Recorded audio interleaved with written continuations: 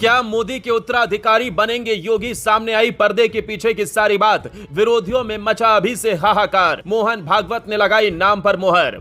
योगी के किन फैसलों ने जीता सबका दिल? खड़ी करेंगे बुलडोजर बाबा, विपक्ष के लिए मुश्किल। हिंदुत्व की बढ़ाई योगी ने शान, गूंज रहा योगी का चारों ओर नाम। जी हां, ये बात सच है, क्योंकि योगी ने अपने कार्यकाल में ऐसे कई काम किए हैं जिसकी गूंज देश भर में सुनाई देती है। एक वक्त था जब सीएम योगी संसद में रोए थे। माफियाओं की बात पर लालू से लेकर मुलायम ने उनका मजाक बनाया था, लेकिन आज वही सीएम योगी हैं जिनके आगे माफिया रो रहे हैं, क्योंकि उन्होंने सूबे से एक एक माफिया को मिट्टी में मिलाने का काम किया है।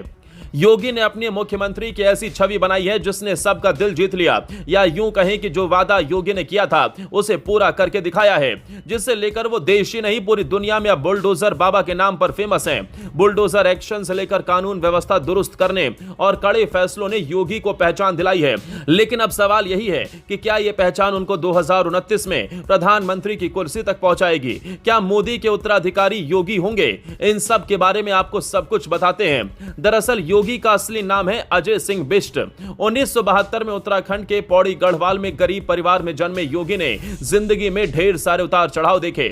उनके पिता एक फॉरेस्ट रेंजर थे और उनकी घर की हालत भी ठीक नहीं थी। योगी ने गणित में मास्टर की डिग्री की, लेकिन 1990 के दशक में राम मंदिर आंदोलन ने उनकी जिंदगी ही बदल दी। वो गोरखपुर पहुंचे और गोरखनाथ मठ में दीक्षा ली। 1998 में वो पहली बार गोरखपुर से सांसद बने।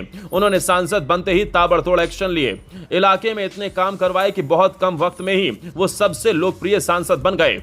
लेकिन याद होगा कि उस दौरान योगी पर हमले भी हुए। एक बार खुद योगी ने इस बात का खुलासा किया कि वो संसद में अपनी बात रखते हुए रो पड़े थे। उन्होंने कहा था कि उन्हें माफियाओं से खतरा है। दरअसल उस वक्त माफियाओं का अत्याचार चारों तरफ था, लेकिन जिस दिन योगी के आंसू निकले उसी दिन योगी ने ठान लिया था कि वो माफिया राज खत्म करके ही रहेंगे। योगी की सख्त छवि और हिंदुत्व की वजह से ही पार्टी ने उन पर भरोसा जताया। 2017 में उन्हें मुख्यमंत्री बनाया, लेकिन अब उनको नेक्स्ट प्रधानमंत्री के तौर पर देखा जा रहा है। इसके पीछे की वजह भी है। दरअसल हिंदुत्व की साख योगी को बीजेपी का सबसे बड़ा हिंदुत्व चेहरा माना जाता है। राम मंदिर उद्घाटन में उनकी भूमिका को देश ने देखा। खुलकर हिंदुत्व की बात करना योगी को पसंद है और यही उनकी छवि भी। दूसरी वजह सख्त प्रशासन। यूपी में योगी ने अपराध पर लगाम लगाई। उनकी बुलडोजर पॉलिसी ने माफिया को हिला दिया। तीसरी वजह जातिगत समीकरण तोड़ना। योगी ने उत्तर प्रदेश में जातिवाद की सियासत को कमजोर किया, राष्ट्रवाद को बढ़ावा दिया। चौथी वजह लोकप्रियता। 2025 में इंडिया टुडे के सर्वे में 25% लोगों ने योगी को मोदी का उत्तराधिकारी बताया।